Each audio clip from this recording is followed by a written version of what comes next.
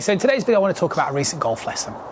So this student came to come and visit me, had watched some of the YouTube content on the channel and was sort of intrigued and was sort of getting to that stage in his golf and in his life where he might be able to spend a little bit more time practicing and could there justify that little bit more investment in towards his game. And I'm really glad he did. We had a great time, but the priority is that what we managed to do is we managed to fix the problem that he'd always had, which was this over-the-top move. Now, the over-the-top move is pretty much 99% of golfers struggle with this, and I talk about it a lot on the YouTube channel, but the reason why I always say it is because it's very true. The reason why golfers suffer with an over-the-top move is fundamentally down to the pivoting action. So what the student was doing, as we'll sort of see briefly on the video, is the start of the downswing, this hip was coming forward, the shoulder was coming forward, the club shaft would come over the top and to vertical. And although he was absolutely brilliant at the bottom part of the swing in terms of rescuing from the club path of swinging excessively out to him, at the end of the day, it was obviously not the most efficient way he'd want to be learning to hit the golf ball. And obviously from the face-on perspective, it would look kind of this way. And again, he's got really good hands to try and stabilise the face, but at the end of the day, still swinging out to him with an open face and produces, you know, big misses, which, as we both agreed on, we wanted to try and change. So the question is, how do you do it? Well, it's the same as what I do with a lot of my online students. It's quite systematic. What I like to try and do is work on one thing at a time. And the first thing that you have to do if you're struggling with your golf swing is obviously build up a level of understanding first and foremost in terms of what you're trying to do. But if you think about it quite logically, you've got to change how your body's moving in terms of your pivot.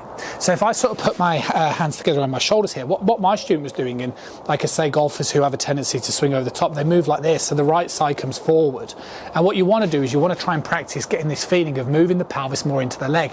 Now, the thing that surprises most students when you start to move like this is how little it feels like you're rotating. So most golfers think you've got to really rotate in the downswing, but no, you turn the pelvis into the leg.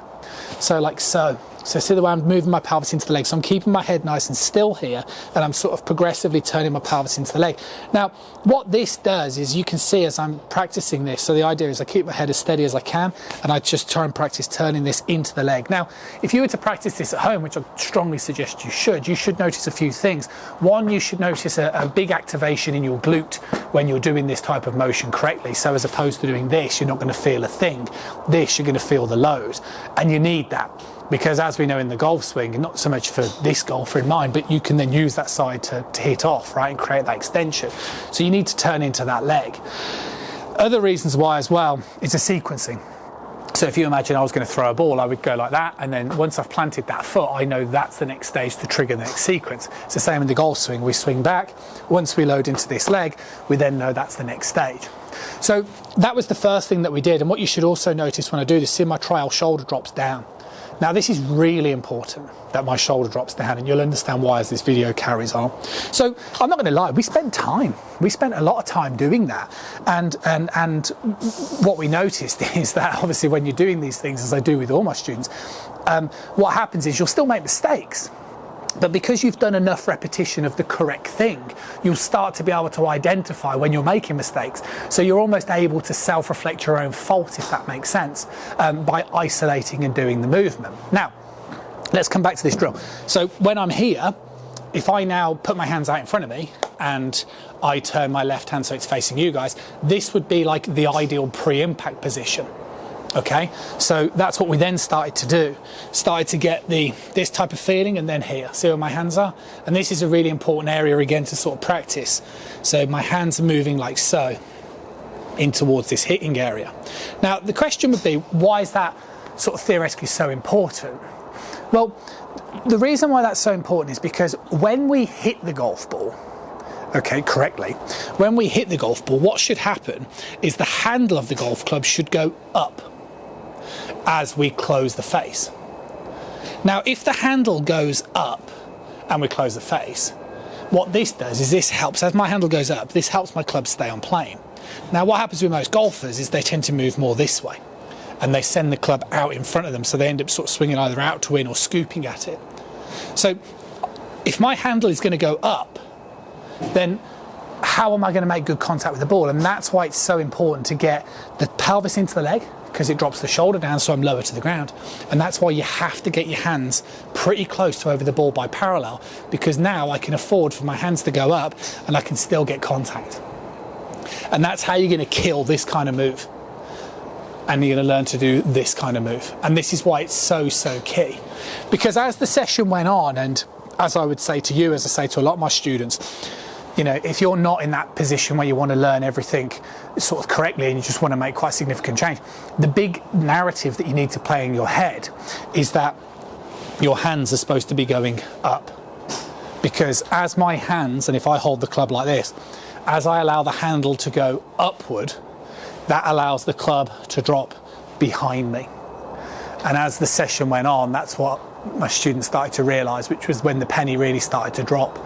He really started to understand that, oh yeah, if my hands theoretically move more in this type of direction, then the club can drop down behind. Do you see what I mean? And this is when that sort of epiphany moment might drop for a lot of you, as it does for a lot of my students.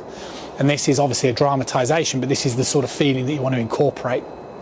So my advice would be, if you are somebody who comes over the top, you need to understand that the fundamental fault is your pivoting action, so you need to resolve that first and foremost, then try and mimic what I was doing at the beginning of the video.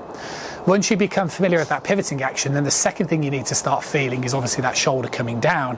And when you're getting that shoulder down, you do need to start understanding that when you're bringing this club into this downswing and impact area, the handle of the club needs to go upward, because that allows the club to drop downward. If the handle goes round to the left, this way, then the club will go out this way, and we don't want that. We want to feel more this way as we then rotate the left hand to square the face. So it is theoretically easy. You know, as I say to a lot of my students, it's turn the pelvis into the leg, shoulder down, and then let your right hand go this way as you square the face. Okay, not this. So when I break it down for my students, they become to absorb it. They do one thing at a time. I give them confirmation of what they're doing, and it's the same as what I'd say for you guys. Start with the pivot, then start experimenting with what your hand's doing. But the big thing that you want to do is you want to feel that handle going more up in that hitting area, which is why it's so important that you start this downswing like this. Hopefully, truly, this video really helps you out. And like I say, good luck, and you can always let me know how you're getting on.